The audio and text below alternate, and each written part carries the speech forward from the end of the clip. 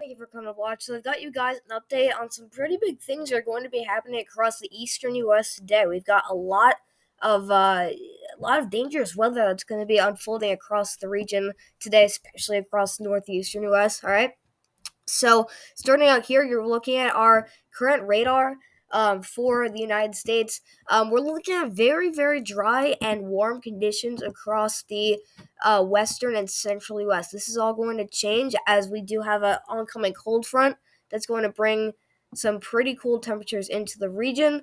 All right, I'm thinking that we will see colder temperatures up here in the central U.S. I think that we not only will have that cold front, but we will also get a few shots of cold air in this time, where we get cold shots of air coming in from southern Canada here, and then we get very below average temperatures out here in places like Nebraska, Iowa, the Dakotas, Minnesota, Wisconsin, and that just in that region in general. All right. And so we see here that we do have a oncoming system that's being pushed by this cold air. This is what we're considering our trough that's going to be pulling what used to be Tropical Storm Philippe into the area. Philippe has now lost its characteristics of a tropical storm, so now it is just I guess this is just remnants now, but these are, even though these are remnants, I mean, it's still going to have those winds that are as strong as tropical storm status. So you may be wondering why this is not a tropical storm. It's just because that usually when you get these storm systems that move up north, really far up north, and it's late in the season, they usually lose a lot of their characteristics, tropical cyclone characteristics. So that's why we're not calling this a tropical storm, but it's still going to have that component of tropical storm force wind gust, and that's why we're so concerned about this storm. Because I mean, we could see we have a lot of rainfall falling really close to the coastline. You could see even some parts of Cape Cod are seeing some of this rainfall from what used to be Felipe, and then we could see this rainfall start to get tucked into Maine, and then it will swirl around in this trough. That's what we're gonna see throughout the system, and I think that we're still gonna get some pretty major impacts. We're gonna get inches of rainfall, and we're going to get those really gusty winds that could potentially gust up to 70 miles an hour for some areas. So that is, I mean, this is still a very strong system. It's just it doesn't have those characteristics. When it comes to the winds, it's a very strong system. The rainfall, I mean, not quite. You can see, we could zoom in here. All right, you can see that we've got a lot of rainfall falling in the new Bedford area. I would say just pretty much just to the east of that, really on the coastline of Cape Cod here. You can see you got some of the heavier rainfall moving through.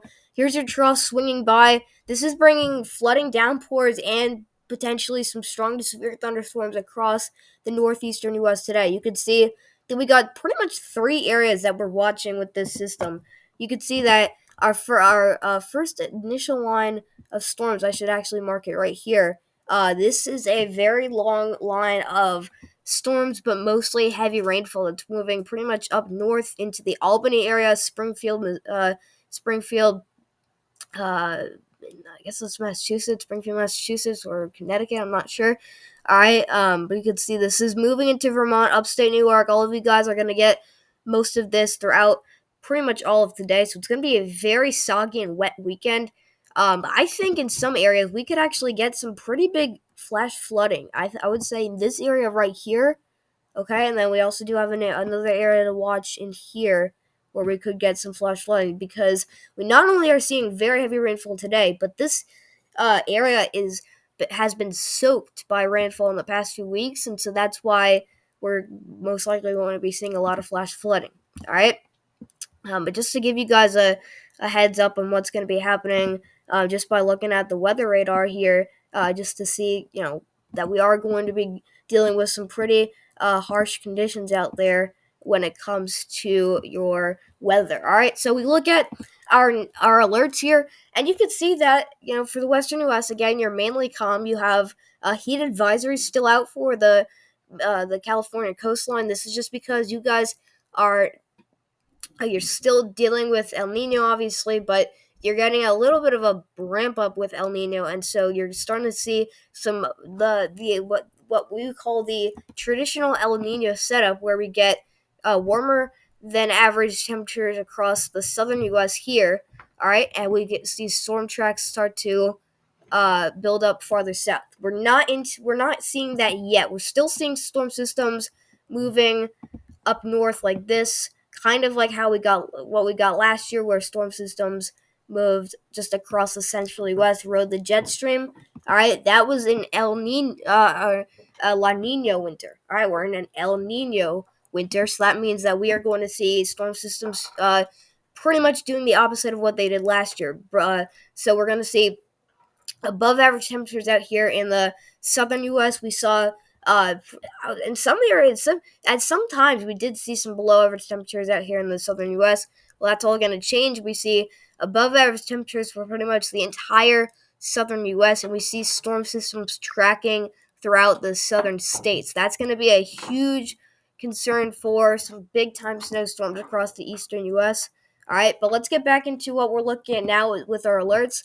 So you can see that we've got a few freeze warnings out here that go out for the central U.S. A few counties scattered out there in central Wyoming under that freeze warning. Same thing for you guys in portions of northeastern Colorado into parts of northwestern Kansas. You can see that we also do have, I believe this is actually a winter weather. This might be a winter weather advisory that goes out for portions of northeastern Colorado as well. So it's been cold for sure. It's been cold enough to freeze those roadways that have been covered in rainwater. So basically, how you get when you get freezing conditions is when you have the day before temperatures fall before the freezing mark, which is 32 degrees. All right, you've got a storm system that usually brings some heavy rainfall to the area. All right, and then the night after, when those temperatures drop below 32 degrees, all that freezes on those roadways, and that's why we see freeze watches and warnings, because those roadways are dangerous for motorists that are traveling. All right, so you definitely want to avoid those icy roads. But that's pretty much it for the central U.S. We go to the southeastern U.S., where we do have red flag warnings out here. All right, you can see out in southern Louisiana, Mississippi, Alabama, and then all the way into portions of southern and southwestern Georgia. We have red flag warnings. It's been dry. It's been hot. Boom! You got pretty much gives you the taste of why and how we're getting we're seeing supportive conditions for wildfires. All right, it has not been very moist out in these areas. Down near the panhandle of Florida, it's been a little wetter, but definitely not as wet up here in the southeastern U.S. We also do have gusty winds. You can see we actually have gale warnings that go out for the Gulf Coast. This goes all the way out from the really the southern tip of Texas, near Brownsville, Texas, all the way up towards the Tampa area. This would pretty much be just north of Tampa, but the Big Bend of Florida, you have when you have gale warnings. So that means that you have just off the coast of these areas, you have wind gusts that are getting to 30 to 50 miles an hour. So you got dry conditions. It's hot, and you also have those gusty winds. That's all going to create a supportive environment for wildfires. And then we see up here in the northeastern U.S., we have starting out in Maine, in the northern and far eastern portions of Maine, you have wind advisories. This is because of what used to be Philippe moving into the area. That's because you're going to get those gusty winds that will most likely be gusting to at least 50 miles an hour. In some places, you could see a gust over 50, maybe up to 60. All right, so that's going to be a huge problem throughout today. We're going to see some big power outages with this system. And then we go into portions of central Maine. You have a aerial flood watch. All right, this is because of this is again because of that rainfall that's going to be moving through the area. Not only that trough, but also what used to be Philippe. All of that's going to come together and build up some pretty wet conditions that could result in flash flooding. All right, we see in the mid-Atlantic and southern New England, we have a tiny area that is under currently a flood watch. You can see this is including parts of, I think this is including parts of western Long Island. I actually am currently under a flood watch. It used to be showing up here, down here by my notification center here, but it's actually it's definitely out here. We can even zoom in here. All right, and you can see that we got a flood watch that's including portions of southern New York State down into western Long Island. Okay, and then we also do have a flood advisory for parts of the south shore of Long Island. I believe this is including Massapequa, Long Beach. All right, then that area here. Just gotta make sure that you're aware that there will be some flooded roads out in this area today, but mainly off to the west into New York City, parts of northeastern New Jersey. You can see southern New York and state in general under that flood watch. One flood warning is out for the time being. Right now, you can see we've got Monticello County in southern New York. We have a flash flood warning. All right, so we are dealing with some flash floods already, and I think this will continue as we get into today. All right, more freeze warnings out here in portions of West Virginia, the mountainous regions. So still seeing below freezing temperatures in some areas today. And we have frost advisories going out for portions of western North Carolina. So we go over to our NAM 3K model for the northeastern U.S. We're going to be looking at what we could expect with our trough and what used to be Philippe. All right. So you can see that starting out, we have some pretty intense rainfall, some thunderstorms that are moving through the area. This is pretty much a straight line of rainfall and thunderstorms mixed in there. You wouldn't say straight line winds because this is not considered a damaging wind gust line because you're not seeing those stronger winds. You're not really seeing severe thunderstorms with this system, but you are still getting that cold front moving off from the west. You can see it's right here. This is your cold front. This is your boundary of cold air that's pretty much trying to push this entire thing out of the way. That's what we're getting. All right. And then you can see that if we continue playing this through, you can see that we start to see this cold front advance farther west. You can see it slowly but surely. It's pushing the storm off to the west. And so, as this happens, we have again those very strong, I wouldn't say very strong thunderstorms, but very strong rainstorms moving into these areas, dumping inches of rainfall.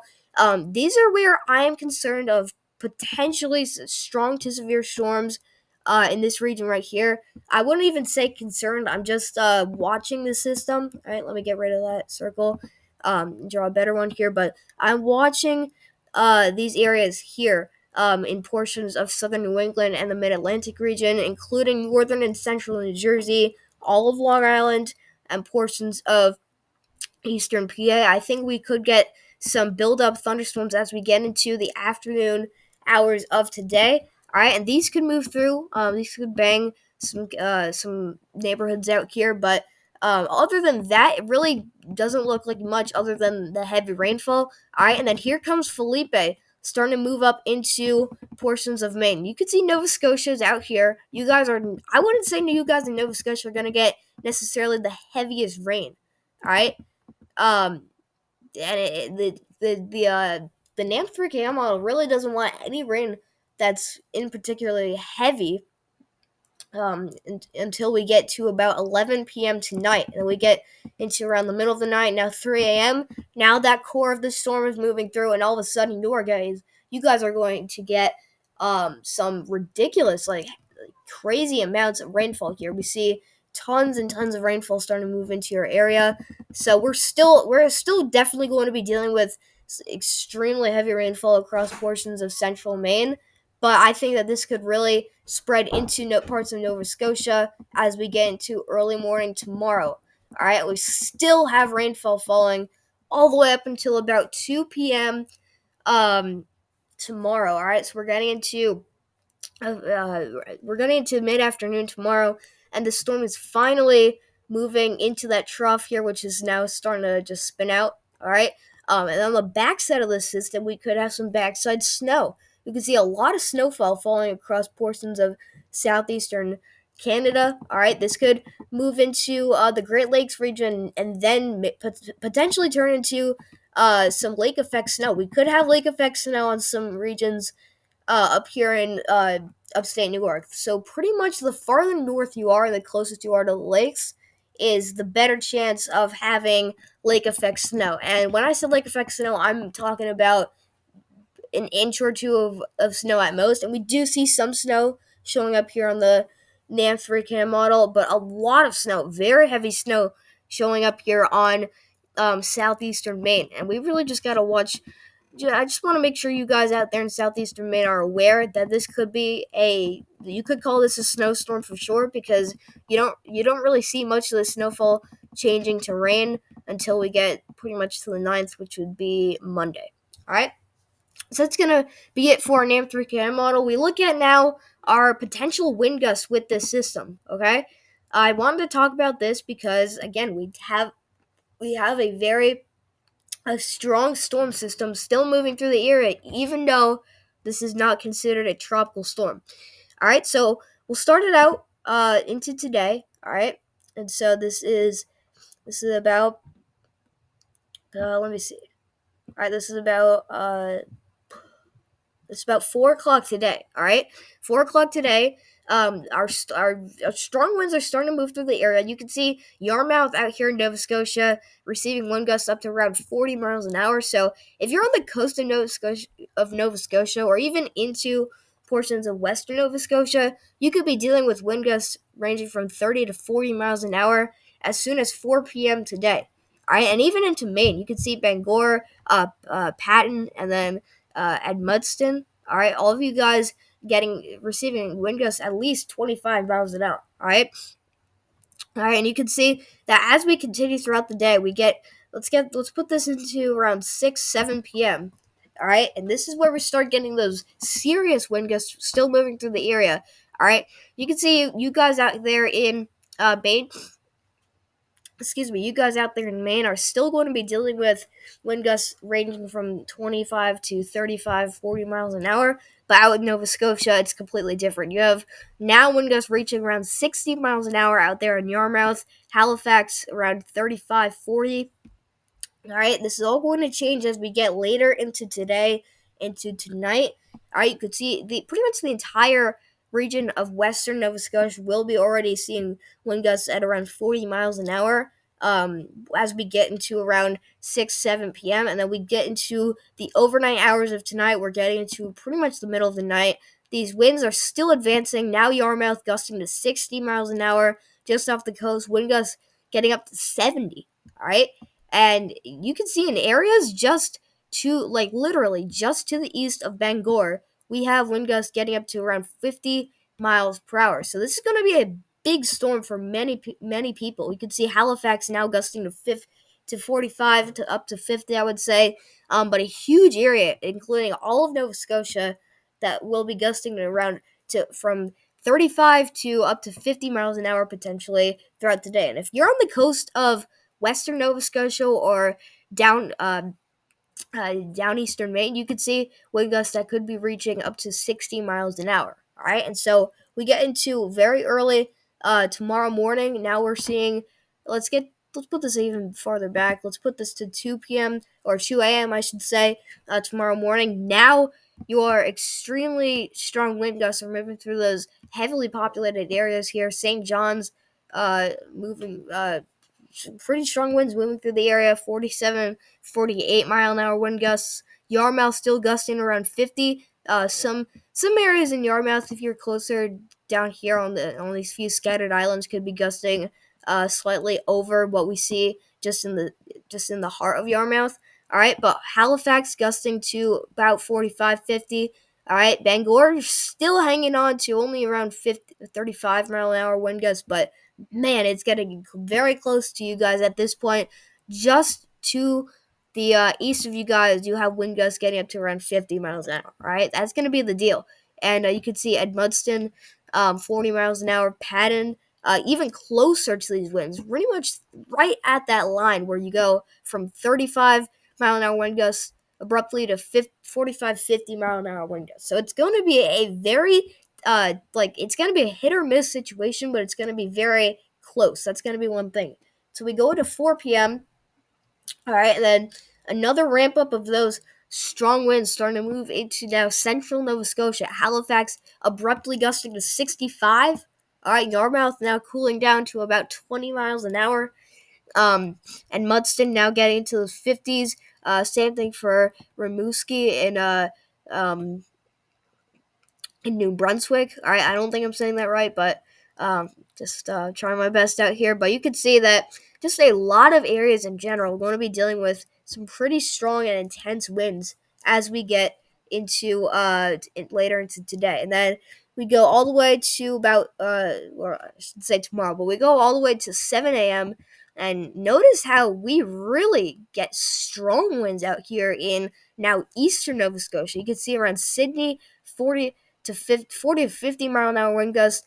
Out here into central Nova Scotia, around 50 to 60 mile an hour wind gusts. Soares gusting to 60.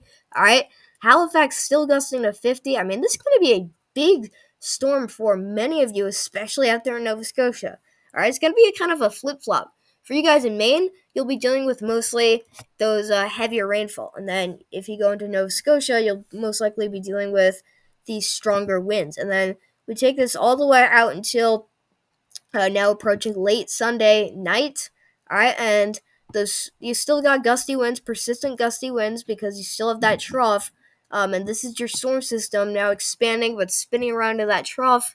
And just a lot of Atlantic Canada still dealing with gusty winds. So we move on to our HRRR model for our potential rain totals with this system. You can see that we quickly move this to put this out 18 hours. So this takes us out to around 7 a.m. or 3 a.m. on tomorrow morning.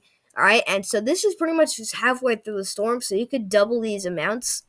I wouldn't even say double these amounts because that wouldn't be really efficient. But just going out, up to 3 a.m. tomorrow morning, you could see that for your area that in the Northeast is going to be dealing with that trough, a lot of these pinks showing up, that's around 2 to 4 inches of rain. So that's a big area that could see rain that would be heavy enough to cause flash flooding going all the way down towards southern New York State. All right.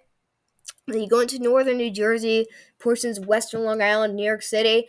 I would say anywhere from an inch to 2 inches of rain is possible. Some amount will be less heavy. All right, you can see some areas will be getting a little bit less than an inch. All right, so that would be for mostly Long Island into portions of New Jersey, PA.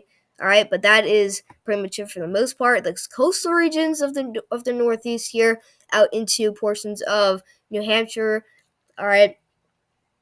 You also have portions of the coastal regions of Massachusetts, Rhode Island, Connecticut. Around a quarter of an inch could definitely fall, but that would be pretty much it. So we go into Maine here, and this is where we get our main the focus system that we're looking at right now. You can see this big stripe of pinks and then reds and then a little bit of yellow here. These are rain totals getting up from definitely above 3 inches, maybe getting into 5, maybe up to 6 inches of rain could fall into portions of Maine. We really gotta watch that. All right, and this is gonna be a huge area of Maine seeing at least an inch of rainfall. I would say everybody in Maine today is going to get at least an inch of rainfall, unless you are down here, way down here in the southwestern Maine. But for the rest of you guys, a lot of rainfall is expected. That's one thing for sure. All right. And so we move on now to the tropics. All right, we're going to be talking about pretty much the final hurrah of the tropical Atlantic season here. All right, we have yet another tropical wave that is expected to develop. All right, throughout the next 7 days, we have this tropical wave that's currently coming off the coast of Africa. It has pretty much gone off the coast of Africa by now.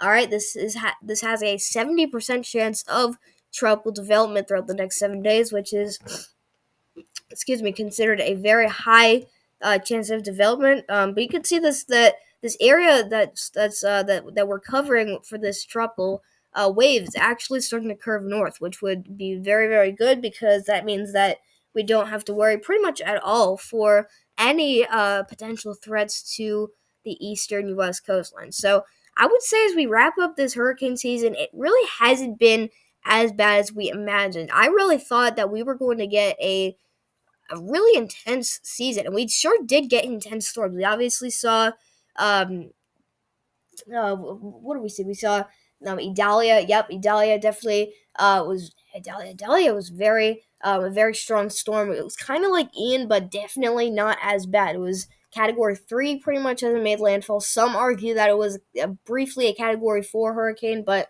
definitely a very strong storm, caused a lot of damage to the region.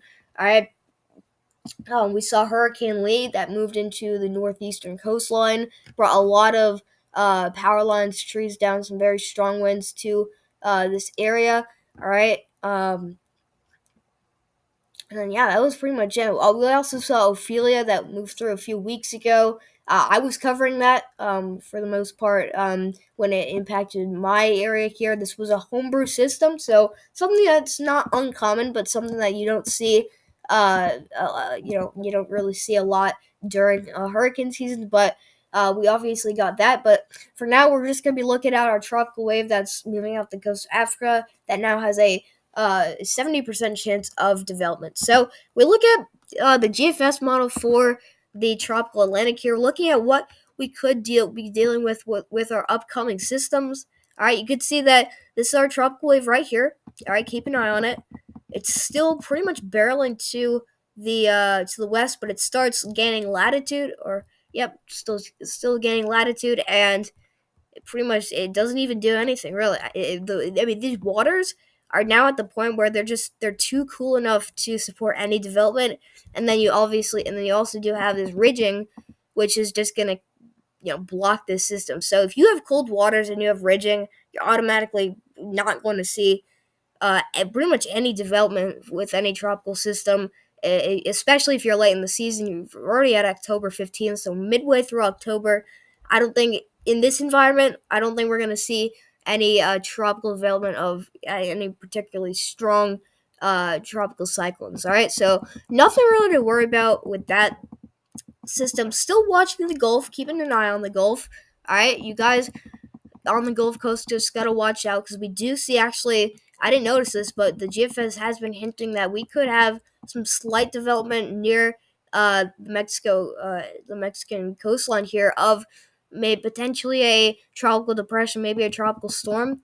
All right, but nothing that's really showing any huge threats to the United States in terms of where strong storms go, and that is pretty much it. So nothing to really worry about with the tropics. We go over to the mainland United States here. All right, we're going to be looking at our temperature anomalies. So we are going to be undergoing a pretty big pattern change. This is a major pattern change that we're going to be undergoing here, and this is going to result in some pretty big time storm systems are going to be moving across the centrally west. So we look at our cold front here that's driving and powering this trough and storm system that's moving across the eastern U.S. Very deep, below average temperatures moving across the central U.S. All right, this is going to be expanding into the eastern U.S. and boom, right here. Notice this deep shade of pinkish purple. These are temperatures that are getting all the way down to 16 degrees below our historical average. So it's going to be very chilly in this area, and that's the exact same area where we saw that freeze warning. All right, and so this is gonna just continue as we get into winter and late into fall. We're gonna see more and more freeze warnings, and soon enough, these storm systems will go from rainstorms to snowstorms. All right, and that's when we get into winter. All right, but a huge air mass of cold air, deep Arctic blasts are going to be moving into the northeast as we get into Monday, so the beginning of next week. All right, but that cold air gets overtaken by this trough that's starting to, or this, I shouldn't say trough, but this heat dome that starts expanding here. This would be our ridge here. I don't know why I said trough. It's kind of mixed up. I've been saying trough a lot today just because we're dealing with that in the northeast, but we see some more ridging out here in the central U.S. that's going to block any cold air from moving into the southeastern U.S. And all of a sudden here, we go from we get a flip-flop here. We see warm air in the west, and then cooler air in the east, and then all of a sudden we get that snap where we get that pattern change, and this is where we transition into our traditional pattern change where we have cooler temperatures out here in the west, or I should say in the north, all right, and then warmer temperatures in the south.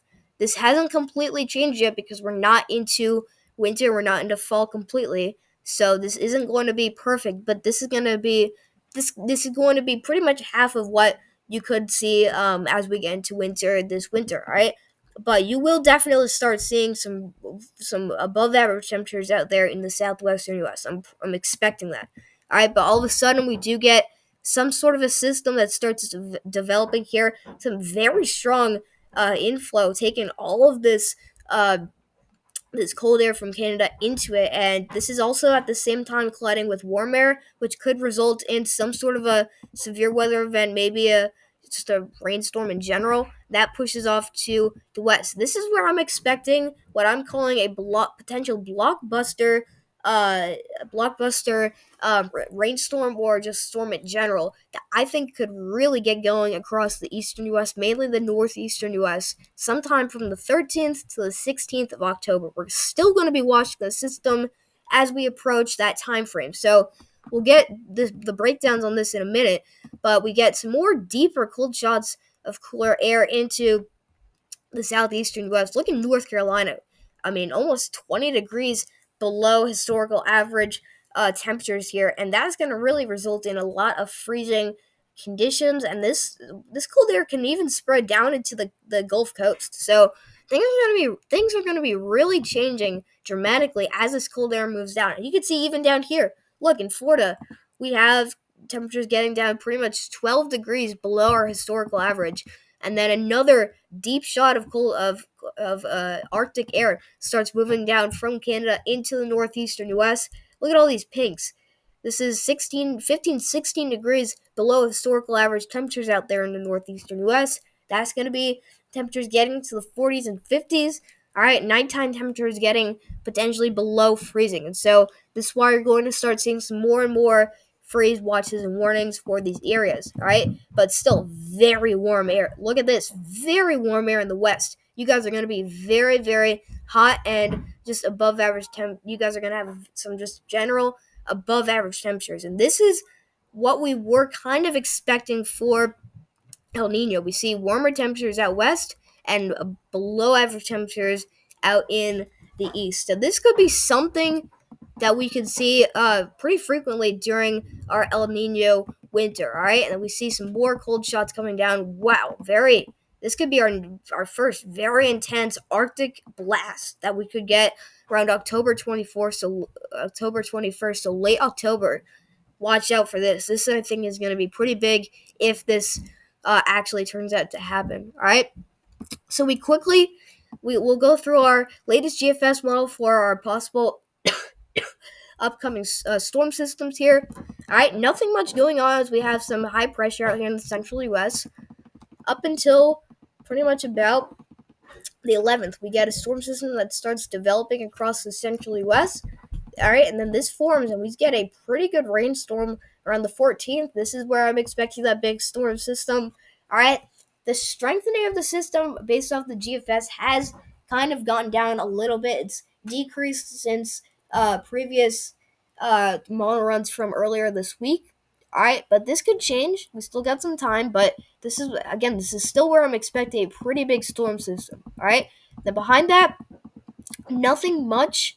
Maybe some rain that could come down from Canada, but nothing much up until about the 21st, where we get a pretty strong. This is a very strong clipper that could be delivering some extremely heavy snowfall to portions of southeastern Canada, maybe into northern Michigan and into Wisconsin. And then there's still nothing much after that, but very cold air digging down into the southeastern U.S. as we get into the rest of October. So that's all I got for you guys. Thank you so much for coming to watch. I'll see you guys next video. So just gotta watch out for the tropics here with the remnants of Philippe. I just got to make sure that you're aware that we are going to be seeing strong winds and some flooding downpours out there in the northeastern U.S., then obviously Maine and Nova Scotia. All right, some big cold blasts coming in late October. That's going to be dealing with potentially a strong storm system that could be developing around the 13th to the 16th of October. So a lot of things to watch out for, a lot of things to track, but I'll make sure that I got all of that covered for you guys as we get into the rest of October. So thank you all for coming to watch, and we'll see you guys in the next video.